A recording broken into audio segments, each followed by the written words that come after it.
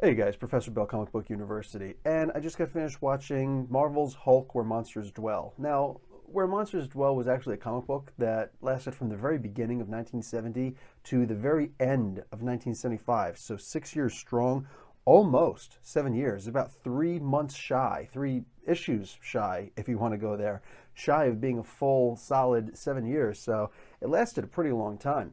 And mostly it was the idea that they needed a monster comic because predating the Marvel comics, when it was Timely and Atlas comics, they used to have all these monster comics. The four main ones, Tales to Astonish, Strange Tales, Tales of Suspense, Journey into Mystery, all these. Plus they had like Amazing Fantasy and basically a whole bunch of different ones that all eventually became superhero comics. So they needed some kind of an outlet source for their monster stories that they still wanted to tell. So yeah, they wound up making Where Monsters Dwell. Lasted for a good long time also, so it was cool. They introduced a couple new monsters, used a couple old monsters from before this. So it was okay, but this is very different, and it actually kind of makes me sad. This was a movie that it obviously involves the Hulk, but it's very clear from the beginning that Doctor Strange is in it also. What I didn't realize was going to happen was that the agents of S.T.A.K.E. were going to be on top of that. Now, I'm not a fan of the agents of S.T.A.K.E., but if ever I were going to be a fan, it would be because of this movie. They're way cooler in here than they are in any comic that I've ever seen them in, any of their silly little crossovers, but they've got, Werewolf, Man-Thing is in it, Vampire by Night. There are a couple little goodies. They even get a new member, which is not anywhere. And Agent Sitwell is in this also. If you remember him from the Captain America comic, he was the bad guy, the turncoat.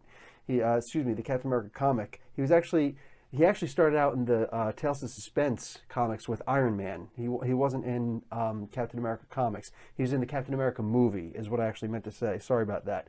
But he started out way back in the 60s, guys. That's how old the Agent Sitwell character is. He was with S.H.I.E.L.D. and everything, and he was a pretty cool guy. He was never a bad guy. So, huge shift to see him in Winter Soldier being a bad guy. He was also in Agents of S.H.I.E.L.D. before that. So, very interesting that they did that. Very cool. I like that. Anyway, the point being that this... and here, Agent Sitwell was actually a zombie. So that was new. I wasn't expecting that. Anyway, this was an okay movie. I guess it's better than sitting down and being stuck watching one of your girlfriend's love movies. Watch P.S. I Love You for the umpteenth, 10th, 100th time or whatever. So I'm not going to complain about this. There were actually some fairly enjoyable moments in here. The main bad guy here was Nightmare.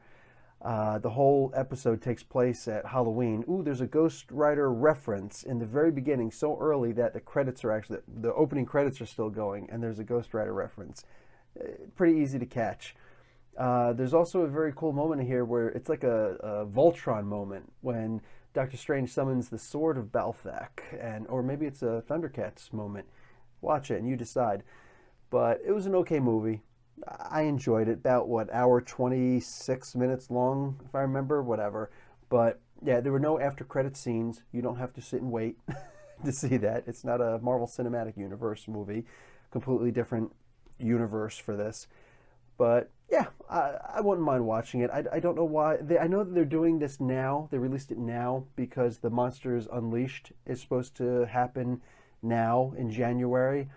That's in the comics. But this and the Monsters Unleashed, I think, would have been better off about 3 months ago, in October.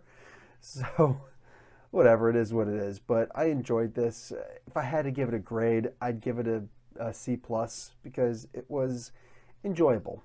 It is not rewatchable. It's not, but I was actually surprised that I laughed a couple times, particularly when Werewolf was talking, but at least once when Vampire by Night was talking. She was kind of funny too, but Werewolf actually really had the jokes going. There is a very cool Iron Man moment in here. It's not even a moment. There's actually a couple minutes of it, but it's not Tony Stark. It's actually, I'm going to give this away, because if there was a reason to rewatch, it would be because Dr. Banner actually fights the Hulk. Yes, they get separated. The best Hulk stories are when they get separated, right? And besides World War Hulk and Planet Hulk. But he actually makes the Iron Man Hulkbuster armor and goes after the Hulk in it. So that was actually pretty interesting. Hulk vs. Banner like that. I'm not going to complain about that at all. Anyway, guys, Professor Bill, Comic Book University, class dismissed.